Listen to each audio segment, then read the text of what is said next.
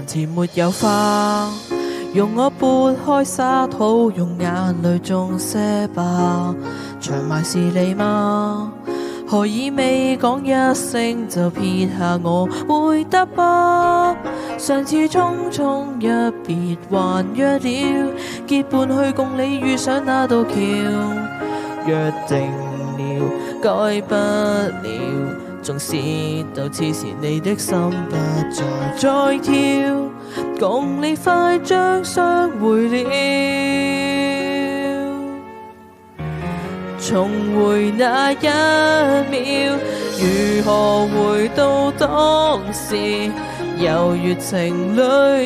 戀的那時，記憶可以還着一對蝴蝶飛舞在時光深處，荼薇紅過都變枯枝，血肉之軀會沒法保持，唯獨春天可以給記住。樓台有架起，含笑洞悉生死，越過另有天地，場面沒有戲，時間若推不翻就化蝶去有故地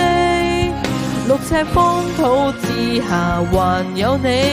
約定了下世共我更傳奇，最後那一口氣道出我當時未講的一句愛你，頓覺遍體輕如會飛，如何回到當時猶如情侶熱戀的那時，記憶可以還着一對蝴蝶飛舞在時光深處，荼薇紅過都變枯枝，血肉之軀會沒法保持，蝴蝶呼戀化那魂魄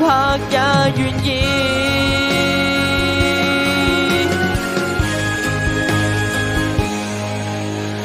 如何回到當時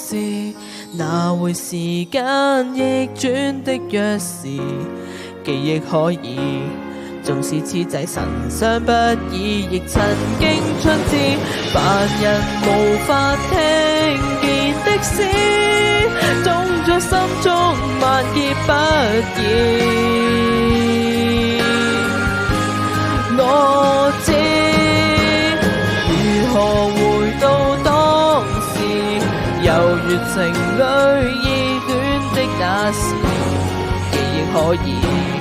還着一對蝴蝶飛舞在雲海深處，荼薇紅過都變枯枝，血肉之軀已沒有意思，靈魂也可共存。